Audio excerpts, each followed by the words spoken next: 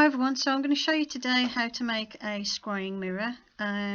Scrying is a divination method used over many years. It was quite popular in the Victorian era, and what you do is you get a black mirror, or you can use a bowl of water, which is hydromancy, and you stare into it, gaze into it, and from there it was thought that you could find out an answer to a question, find out something about the future, and one of the popular ways of scrying is using a crystal ball, but another way is a black mirror. And first of all, what you need to do is take an old frame. This is just, I mean, it would look better if it was like an oval frame or like a more antique frame, but this is all I've got at the moment. And this is just an old frame I picked up from the charity shop, and I've took the glass out and cleaned it with some water and with a baby wipe and dried it. And then what you do is you paint the glass. Unfortunately my camera cut out, so excuse that, but you paint the glass and up the whole frame black with black acrylic paint. You may find with the glass you'll need 2 coats, but I've found if I put a thick coat on the glass and a thick coat of black on the board that goes behind the glass, I find I can get away with 1 coat. So as you can see here, I've put a coat of paint on and I'm drying it with my heat gun. You can use the heat gun, it just speeds up the process of drying, so you can actually get the project completed a bit quicker.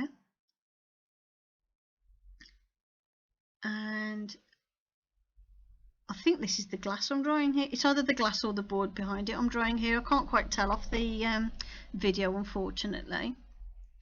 So I dried that off, and all you have to do is just check that you've covered all the areas and made sure that it's all dried off. Oh, that was the glass I was drying, sorry. There's the board underneath, and all you do is when the paint is dry, you flip the glass over so it's shiny side up, and the shiny side facing down is what you put in the frame. That way when you look at it, you're looking at the shiny side of the glass, not the painted side of the glass, if that makes sense. I think I've just explained that in the most confusing way possible, sorry about that. So basically I've put the glass in so the shiny side is at the front of the frame, and then I put the board behind it and used some hot glue first of all just to hold it in place.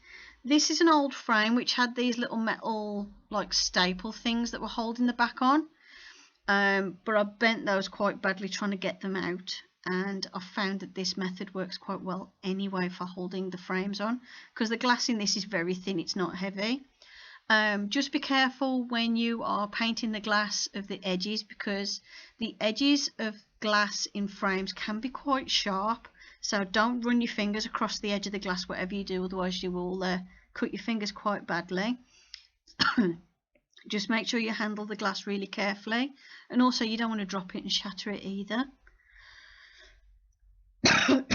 And then what you need to do is go all around the edges with hot glue like so, and this will hold the back in place, but I'm going to reinforce it in a bit with tape as well.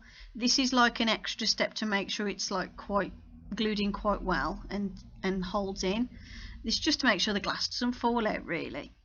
And all I did was hold it for a few minutes and make sure that the glue had started to set.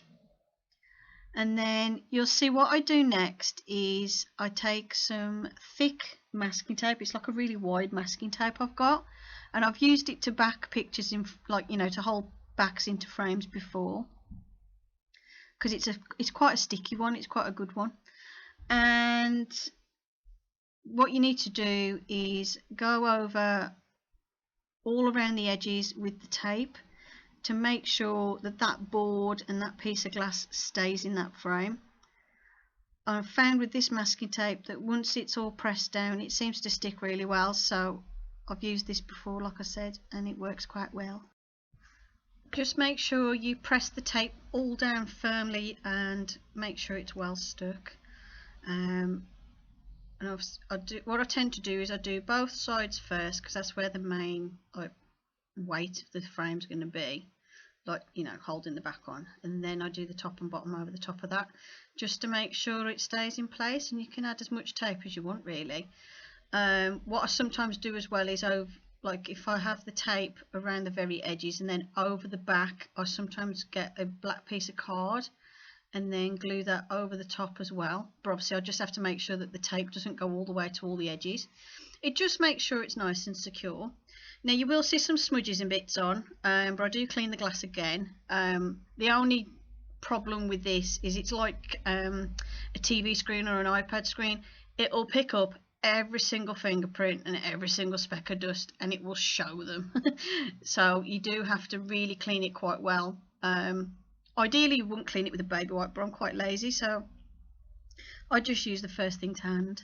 And I found wiping it with a baby wipe and then cleaning it with kitchen towel works fairly well, so I just do it that way. Ideally you'd want to clean it with a lint-free cloth, and I found like mirrors come up really clean if you use like a little squeegee thing, but I haven't got one small enough for this, so but it came out nice and clean anyway. So obviously I've made sure all the paint was dry first, put all the frame back together, and then all I'm doing here is touching up any little bits of paint where I've missed patches, because sometimes I'll miss bits, or if I've touched the frame before it's dry there'll be little bits that have lifted. And I found, because the wood, even though it looked like it probably was varnished at some point, it's that old, it just like sucked all the paint in. So I found it actually held it on quite well. I wouldn't say that the paint wouldn't chip off the frame if I dropped it, but hanging up it'll be perfectly fine. If you wanted to put varnish over the top, then by all means, but I prefer you'd have to use like a matte varnish, because I think it looks better with a matte frame as opposed to like a glossy frame. Then the next stage is to decorate, and I've got some of these resin skulls. It's quite funny actually, I made like a whole bunch of resin skull key rings, and I've ended up taking a lot of them apart to use them for projects, so I'll have to make another batch. So yeah, this is just a resin skull that was a key ring that I've made, and obviously I'm going to paint it and everything, but so it's not going to be like glittery and clear like this. And stuck that onto the frame with hot glue. And I've got these black roses. These were in a bag from, where were they from? I probably got them from somewhere like The Range or Hobbycraft or something. I can't remember where I got them from now. No, I didn't get them online. I'm sure I bought them with my daughter. It was around about Halloween. I think actually probably from, yeah, it's going to be Hobbycraft or The Range, I reckon. And they're just artificial roses, and they're black. And I bought a little bag of them. It's just the heads. And all I did was, there's like a bit of a stem that sticks out the bottom, and I just cut that off with scissors so it would actually sit flush against the frame, and then glued those into place with hot glue as well. Here I'm just deciding for definite where I want them before I glue them, and I decided I definitely wanted them right next to the skulls.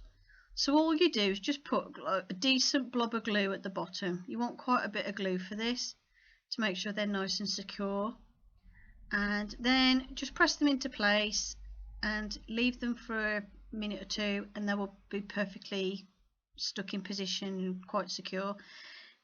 I did find one lifted off, one came off when I knocked it, but I just put more glue on and it's been fine since. So just make sure you put plenty of glue on. And then here I'm gluing the top skull into position, because I decided to do the skull and two roses at the top and at the bottom. Next I decided to take these little strings of beads, these I just got from the craft store, and glue those around the frame. Now obviously I know they're the wrong colour, but this is to add like different textures, like a different texture and a bit more detail to the frame, and obviously I'll paint this later on. So all I did was run around the frame with some hot glue and stick the beads into position like so, and I did this all the way around. And I suppose if you really like the white and the black, you could leave it white if you wanted to, but I decided to paint the beads later on, as you'll see. And it's just a case of making sure you go all along the whole frame. Make sure you glue every single bead down. If you leave any areas, it'll be obvious later on, so you do need this glued down quite well. And go around up to each rose basically. I didn't bother going in between the roses and the skulls because that's too fiddly and wasn't really necessary. So I just went from one rose up to the next rose on each side, and then as you can see, every so often I just pick up you know those little sort of stringy bits of glue you get off a hot glue gun. Occasionally they would go across the mirror and I just pick them off before they're stuck in place. So as you can see, I did one side and then place the beads on the other side like so. And what I'm doing, there's like a natural sort of indentation in the frame here, so I'm going along that and filling that with glue, and it also makes the beads sit nice and straight because they're following that groove in the frame, so it makes it easier for them to stay in place while the glue is setting.